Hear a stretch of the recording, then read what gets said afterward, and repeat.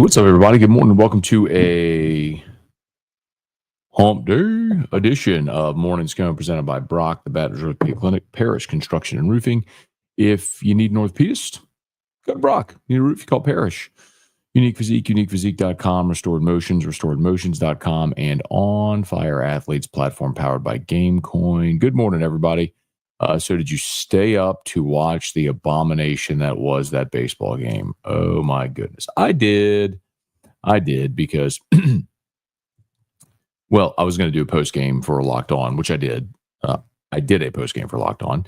And also because Hunt Palmer is at the beach with his family and out this week, I had the great honor of writing the gamer for that story, the game story for that, for that game. So if you go to louisianasports.net and you read the game story, I had the great fortune of writing that.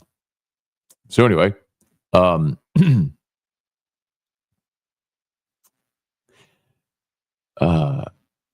if you didn't watch the game, LSU was run-ruled by Northwestern State. Game started 30 minutes late because of weather. Tigers get out there. It started pretty good. I mean, Jaden Newt retired 7 of the first 8. Struck out 3. The only man to reach was on a walk. Derek Curiel led off the first with a homer on the first pitch. Josh Pearson led off the second with a homer on the second pitch. You're up 2-0. Newt was back out there for the third and got an out, got a ground out, and then allowed a single up the middle. And then they hit a tapper to third. And Jared Jones was playing third base. Couldn't handle it. Now, they ruled it a single. The official scorer did, but it was an error. It's a play he absolutely should have made. He couldn't handle the transfer from glove to hand, and so couldn't make the play. So he ate it. Should have been an out. And then the lightning came, and there was an hour and 33-minute delay. And when they came back from the delay, it was like LSU forgot how to play baseball. It was like in the scene in Varsity Blues when they come out of the club the next morning, and it's like the sun's bright, and they're all like, that's what it was like, LSU coming out of the clubhouse. When they came back from the delay, Cooper Williams inherited a 2-on, 1-out situation. He hits the first batter he faces, then gives up a 2 RBI single. So we're now tied at 2. They bring in Connor Benj. He gives up a 3-run homer. You're down 5-2. He goes strikeout, hit by pitch, stolen base with an error because Cade Arambidi threw the ball in the center. Then another grounder to Jones at third. Does commit the error this time, allows a run to score. You're down 6-2. And then there's a ground out. Jones then starts off the bottom of the third with a strikeout. You do get a walk, and then Ethan Fry grounds into a double play. So that's right. I said on Locked On that Fry popped out. He didn't. He grounded it. He struck out and grounded into a double play. Then Maverick Rizzi goes out there for the fourth, and this is a Jekyll and Hyde outing. He goes strikeout. You're like, finally, okay, we're back on track. Walk, hit by pitch, wild pitch, walk, another Jones error. You're down 7-2. It's like, what in the world? And it just never got better. Jake Brown did homer. Ashton Larson had a pinch hit for Fry and doubled off the wall, and then got hurt running the second. Not a great day all the way around. So the best part is that you got run ruled, so they didn't have to play the final 2 innings. So I actually got to go to bed at 1 a.m. So here we are now doing Morning Scone after that. Total abomination. I don't care that they lost the game. Of course, you want to win every game you play. Look, LSU lost to Southern last year, 12-7. You give 12 runs in your home field to Southern. I mean, you lose midweek games. Sometimes it's not great. It's what it is. The bigger picture thing for me in this game is Jay Johnson trying Jared Jones at third base is a very clear indicator that he knows he's got to get Jake Brown on the field. So what they did, if you didn't watch it, Brown played first, Pearson played right, Jones went to third. And if you think that moving your All-American first baseman to third base, a position he's never played, like he hasn't started a game at third base his entire LSU career, and that's the answer in late April when you're going into a stretch that's Tennessee, at A&M, Arkansas, and you think Jones at third is the answer, I just got a lot of questions about what's really going on here. Because the very obvious answer is Jake Brown needs playing right every day, and you need to platoon Ethan Fry and Josh Pearson. The thing that I've said for, I don't know, the entire season. But I do believe coaches are stubborn and have egos, and I think Jay is stuck in that right now. I do. I think he is completely overthinking the situation. And I hope they get it right, because this is the stretch of your season that's gonna make or break what you are in the postseason. Meaning, if you want the path to Omaha to go through the box, meaning host a regional and a super, then you got to be a national seed. We talk about what that means. Well, you're at 12-6 right now. You've got your 3 most difficult series. If you lose your next 3 series, then you're not going to be a national seed. So you got to go win 2 of these next 3 series, and then win a series at South Carolina, which should be very doable. They're not very good. We'll see. All right, let's say some good mornings here. Please smash the like button if you would. Subscribe to the channel, Facebook, like the page, share the post. Hey, Brant, is this the moment after being embarrassed that the team flips the switch like A&M? Maybe. I don't know that. Here's the thing, Brant. A&M was awful. They were 1-8, right? This team's 12-6. Like, this is a good baseball team. They just won a series against Bama. They went on the road and swept Oklahoma. I mean, this is a good baseball team. They had a bad weekend against Auburn, but again, the Auburn weekend, like, you could have won any of the 3 games. They were all there for you to win. You just lost them all. And you won the Bama series. So I don't think it's a total, panic mode type situation. I don't think it's a flip the switch. I think it's probably just a semantics convo, Brand. I'm not trying to be combative or anything. But yeah, I hope it's a bit of a bucket of cold water on the head to get these guys to lock in. Hey, Kelly, good morning. Total embarrassment. It was that. Bubba, good morning. Thomas, Austin. Hey, Brian, good morning. Whoops. Sorry. Here we go. Jesse, happy hump day. One more day until draft night. Yeah, so the latest is that, let me see if there's been any odd change since last night, but it was crazy watching the odds yesterday. Mykell Williams is now the favorite to be the Saints pick at number 9, the Georgia edge rusher. And it went from slight favorite to heavy favorite. He's at, Mykell Williams is at plus 370 right now. Shadur's all the way to plus 1200. That's crazy. So it's Mykell Williams, Mason Graham, Kelvin Banks, Tyler Warren, Shamar Stewart, Tyler Booker, then Jackson Dart, then Shadur Sanders. It is pretty clear they're not drafting Shadur. So the Saints don't like Shadur. Hey, Brad David, good morning. Randall, LSU lost a midweek game. Season's over. No Omaha, no national championship. Fire Jay and everybody on the staff. Hey, William, good morning. Chance, Jared Jones' experiment in third is over.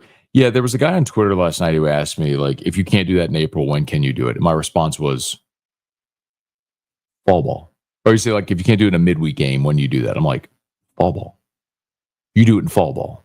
That's when you try that. That's when you experiment. That's when you tinker. You tinker in the fall. And then you get to preseason practice, and then you're getting ready for your opener. And then it's all about honing at that point to be ready for conference play. The concerning thing is that you only made that move because you thought that might be the answer. And if you really thought that Jared Jones at third base, a position he's never played, he's never started there, right? If you thought that was going to be the answer, first of all, that's kind of insulting to everybody that's ever played third base. They think, the big 6'4", 250-pound, home run mashing first baseman is just going to go to the other side of the infield and be awesome at third. That's what's going to happen. In the SEC, it's not high school. It's the Southeastern Conference. And you think that's the answer. That's the concerning part. That you actually thought that was the answer. Hey, Leon, good morning. Hope we get Mykell from Georgia. We need pressure.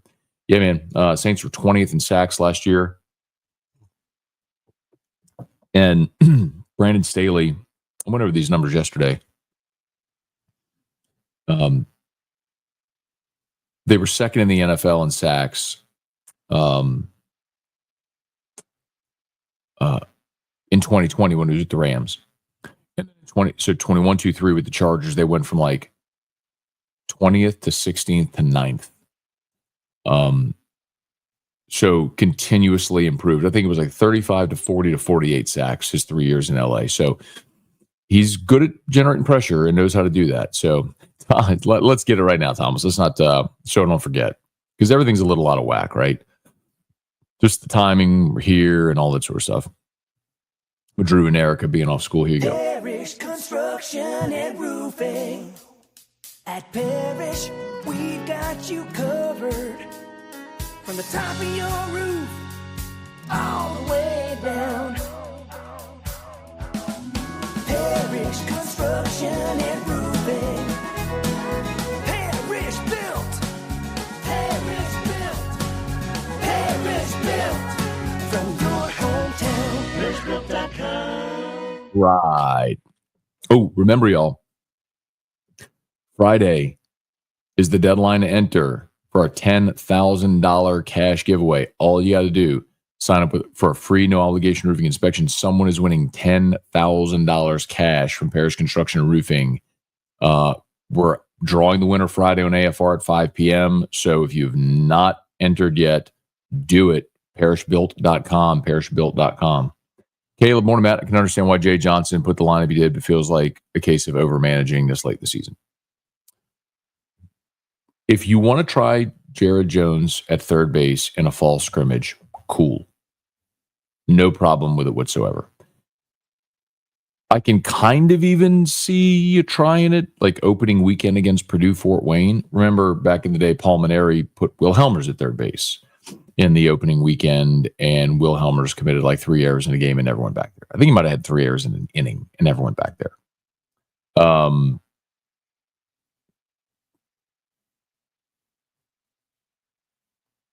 And you don't do that at this point unless you think that's a possible solution. That's my problem, thinking that is actually a viable solution at this point in the season in those guys' careers. Hey, Abner, does the no transfer in the spring apply to basketball? No, that's a football spring portal window because of proximity to the season. So flip the portal window. So think like the spring portal window for basketball is like the December portal window in football. So, for example, LSU added Mike Nwoko from Mississippi State in basketball. Leah Del Rosario from LSU, the women's team just transferred to Vanderbilt. So you can transfer within the league right now for basketball. Good question. Eli, good morning. Not sure if you watch many Ole Miss games. Trey Harris could be a solid pick at 40. I love Trey Harris. Louisiana guy, started at Louisiana Tech, left Tech, went to Ole Miss, was the leading receiver in the country at the time. He suffered that I can't remember if it was a quad or I think it was a hamstring, and it just limited him the rest of the year. 6'4". Yes, I'm 100% on board with Trey Harris at 40. If that's what they like to do, it sounds like they're going to try to get a quarterback either at 40 or trading up from 40 to get a quarterback. But I think there is a ton of value in rounds 2 and 3. But I think the Saints are ultimately going to try to package some of the draft capital they got in the Lattimore trade to move up to draft a quarterback.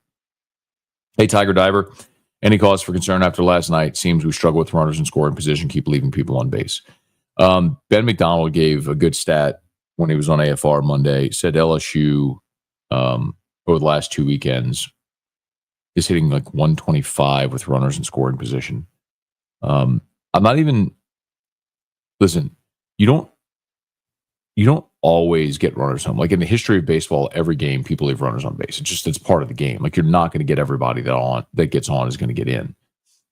But when you have runners on second and third and less than 2 outs, that's when you have to find a way to get those guys over and get them in. And that's the thing that's concerning when you're not doing that. So,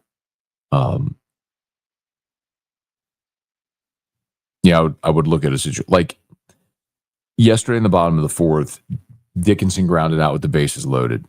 But so you went ground out. They had an error on the shortstop. So you get a runner on base and you go strike out, but then they go walk. So they get the bases loaded for Dickinson and he grounds out. I mean, in the fifth, Brown homered, Larson doubled. So you had a runner on second with one out and you went strikeout, foul out. I mean, you got to get that guy over and in. And at that point, when Dickinson grounded out with the bases loaded, it was 7-2. Like, you still had an opportunity, Brian Wynn, Matt, any insight that Hunt might be transferring the women's basketball program at LSU? Well, they've already added several. I'm not sure who else they're targeting. Candidly. Hey, Dale, good morning. Jones has no business at third. I think we all learned that last night. And to be clear, hey, Jason, good morning. There it is, man. Happy birthday, 45. It's a rough one. No, man, it's a great day. It's a great number. Every day you wake up and open your eyes and the feet hit the floor, it's a great day, man. Happy birthday. Hope it's an awesome one. Cheers to you. 45 and counter on. So Dale mentioned about Jones being at no business third. I'll say this. The situation that happened on Saturday, I'm okay with that. There's going to be a time where you have a late game substitution scenario where you might have to move positions. That happens. So if Brown pinch hits and Larson pitch hits, and you got to shuffle the deck, and so Brown goes to third and Brown goes to first and Jones goes to third, because that's the way that you have to move the pieces on the chessboard after you made an offensive substitution where you were trying to pinch hit out of necessity. Okay, that's what it is. Starting Jared Jones at third base suggests you think that that's an option, and that's where I can't get there at all. Jamunison, good morning. Caleb, I see why Jay waited hours to start the state series. Leon, there goes one midweek loss. That's going to keep us from Omaha. Not joke. Rant, how far is LSU from reaching their ceiling? Jay hasn't proven us wrong that come postseason play, this team could be clicking on all cylinders. Look, man, their ceiling, this team can win the national championship. I want to be very clear.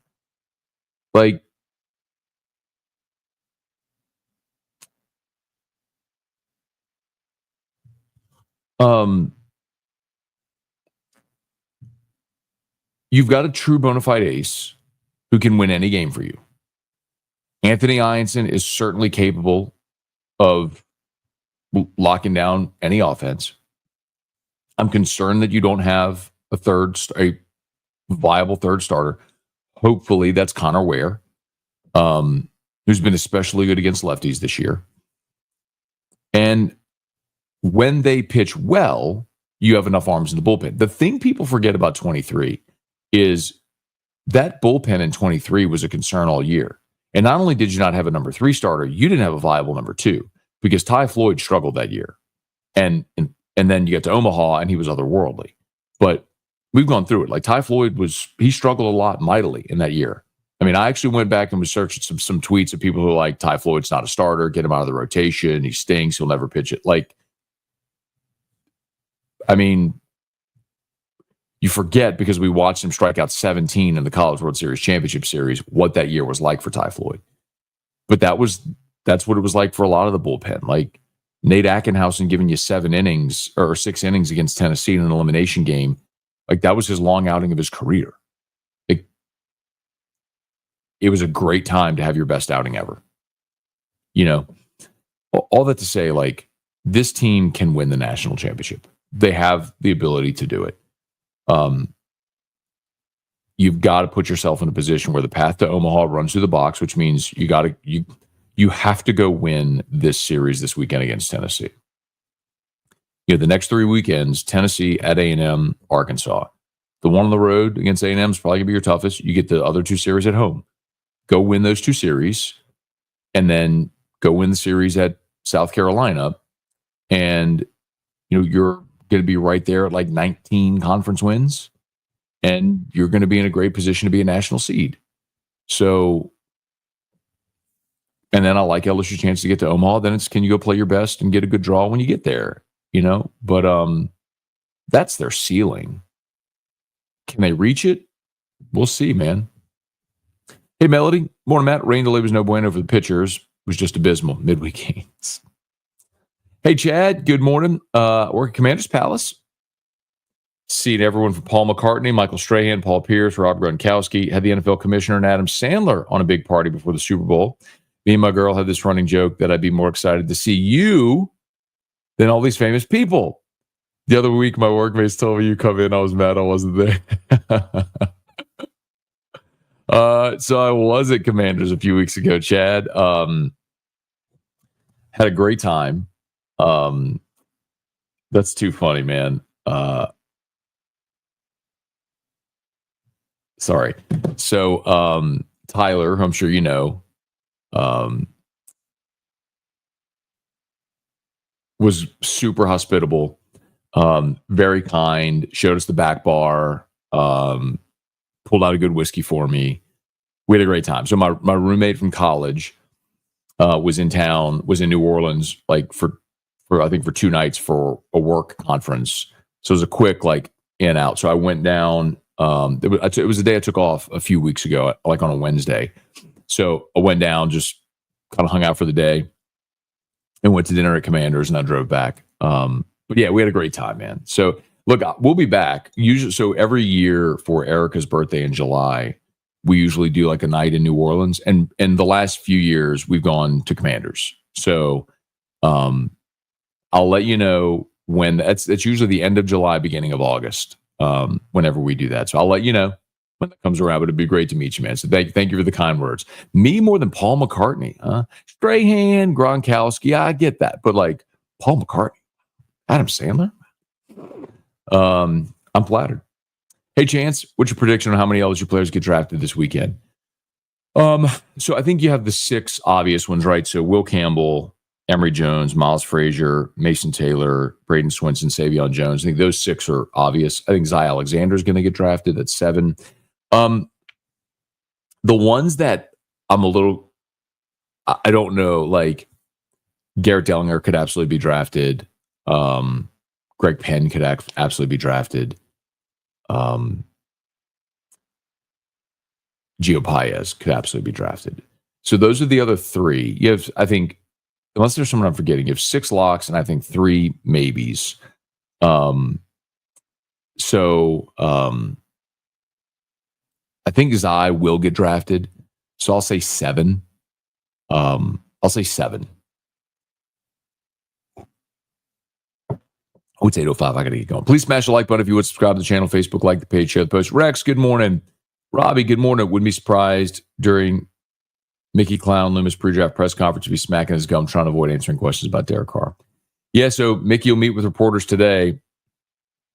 You know, you have to have it's mandated, you have to have your pre-draft press conference. Now, they never answer any questions, and nor should they. Who's going to give away their strategy the day before the draft? But I will be, this will be the first time that anybody answers questions about Derek Carr. So I'll very much be interested to hear that. Hey, Patrick, good morning. Gamolgan. Not sure how I feel about us being mocked to pick Mykell Williams. Prefer we draft an immediate impact player like Will Johnson, Tyler Warren, Ted McMillan.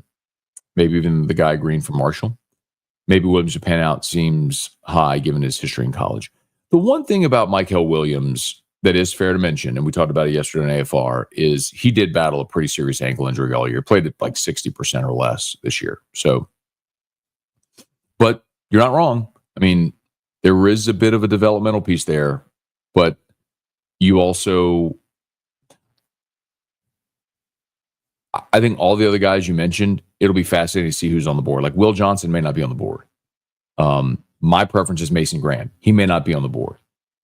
Ted McMillan seems to have dropped down some people's boards, and I think you're going to be able to get a great receiver in round 2 or later. So we'll see. Black Connection, good morning, JJ. Patrick, you ready for Pearl Jam? I am so ready, man. Next Saturday, I am so ready to be there. Seth, Jay's doing too much right now. Needs to take a step back, let the guys play baseball. Hey, Kenneth, good morning. What's the reason there's so many transfers to the women's basketball team? Hello. Got good players coming back, good players coming in. Caleb says, you play ball like a girl. What? What did you say? Austin, we LSU fans will always have stubborn coach PTSD from Les Miles. Hey, Tiger Poppy, rough night. Yeah, man. Justin, definitely overthinking, stretching Jones at first, Braswell third, Brown and left. That the very actual thing I've been saying since the start of the season. Jake Brown's your everyday left fielder. You put Braswell at third. You put Jones at first. You platoon at DH. When you're facing a lefty, Fry starts. When you're facing a righty, Pearson starts. It's not hard. And for all the people that talk about Pearson being clutch, that's fine. Hard to define, but fine. He's also hitting 220 in conference play. I mean, Jake Brown's hitting 302 in conference play. You have three players hitting above 300 in conference play. Chris Stanfield, Derek Curiel, Jake Brown. That's it. That's the list.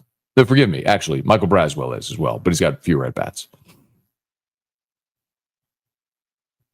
Dustin Balello, good morning. I gotta go, y'all. Hey, Dad, good morning from South Bend. All right, man. Y'all have a safe, hope y'all are having a great time. Safe trip back too, man. My apologies, y'all. I do have to get going. Sorry, everybody I missed. Okay. Let me get going, y'all. I got to get up to Guarantee. So I got to do an interview, and I got a meeting at 9. Thanks for watching. Please smash the like button, subscribe to the channel. All of our sponsors linked in the description on YouTube, tagged on Facebook. Remember, the game day prep event at Brock is coming up in 3 Saturdays, May the 10th, over at Brock. Free physicals for student athletes grades 6 through 12. So check them out, brortho.com to sign up. And of course, we're giving away $10,000 Friday. We're drawing our winner for Parish Construction and Roofing. Go to parishbuilt.com to learn how to enter parishbuilt.com. We're giving away $10,000 cash, parishbuilt.com. Okay, y'all have an awesome day. Locked on LSU is live. Got 2 episodes. Got the post-game episode from last night and today's normal episode. Locked on LSU is live, AFR3.